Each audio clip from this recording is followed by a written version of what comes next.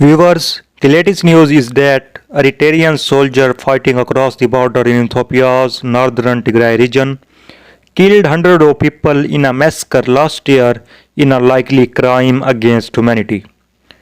Viewer, this is said by Amnesty International on Friday. The rights watchdog spoke to survivors of the atrocities and used satellite image to piece together the bloody events of last November in the ancient town of Exum in a new report. Viewers, the evidence is compelling and point to a chilling conclusion. Ethiopian and Eritrean troops carried out multiple war crimes in their offensive to take control of Exum, said Dipros Miochina of Amnesty International.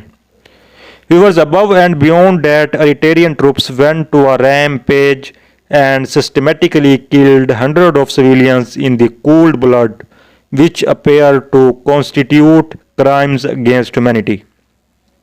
Viewers, this atrocity ranks among the worst documented so far in the conflict. Tigray has been the threat of fighting since early November 2020 when Prime Minister Abiy Ahmed announced military operation against the Tigray People Liberation Front TPLF, accusing them of attacking federal army camps. He declared victory after pro-government troops took the regional capital Mekelle in late November. Though the Tigray People Liberation Front vowed to fight on and clashes have persisted in the region. Because Tigray has been without internet and difficult to access since the start of the conflict, making claims and counterclaims of violence hard to confirm. However, the presence of Eritrean troops in Ethiopia is widely documented but has been denied by Addis Ababa and Asmara. However, Eritrea fought a brutal border war with Ethiopia in 1998 to 2000 back when the Tigray People Liberation Front dominated Ethiopia's government coalition. However, Abiy won the Nobel Prize in 2019 in a large part of initiating a rapprochement with Eritrea, whose president Isaias Afwerki and the TPLF remain bitter enemies. Viewers, Amnesty said it had spoken to 41 survivors and witnesses of the violence who said that on 19 November 2020, Ethiopian and Eritrean military forces took control of Exum in a large-scale offensive, killing and displacing civilians with indiscriminate shelling and shooting.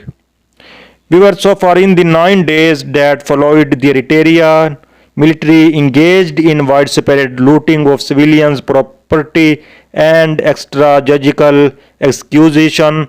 Witness said the Eritrean forces were easily identifiable via their vehicles, language, and unique brutal facial scars, while they also openly declared themselves as such. However, the worst violence unfolded after a small group of pro-Tigray People Liberation Front militantmen attacked the soldier base on 28 November, and they retaliated, leaving the town strewn with bodies. Because the Eritrean soldier came into the city and started killing randomly, said a 22-year-old man who had wanted to bring food to the militia, who he described as young and barely knowing how to fight. He was resident told Amnesty that many victims in Exum carried no weapons and were running away from the soldier when they were shot. Viewers, I saw a lot of people dead on the street. Even my uncle family, 6 of his family members were killed. So many people were killed, said a 21-year-old male resident. Viewers, the next day, the soldier allegedly shot at those trying to move the bodies while carrying out horse-to-horse raids. Because one man told Amnesty he saw a soldier line up 6 men and shot them from behind in the street outside his house. Because the organization said it had collected the names of more than 240 of the victims but could not independently verify the overall death toll.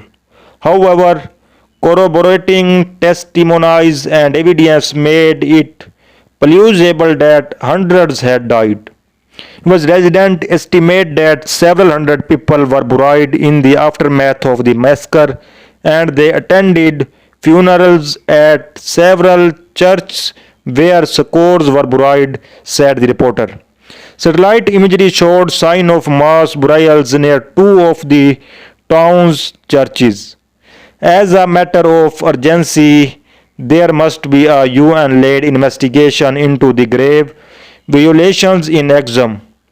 Those suspected of responsibility for war crimes or crimes against humanity must be prosecuted in fair trials, and victims and their families must receive full reparation, said by Munchina, Amnesty International. Because Ethiopian Human Rights Commission EHRC Chief Daniel Bekele said amnesty findings should be taken very seriously.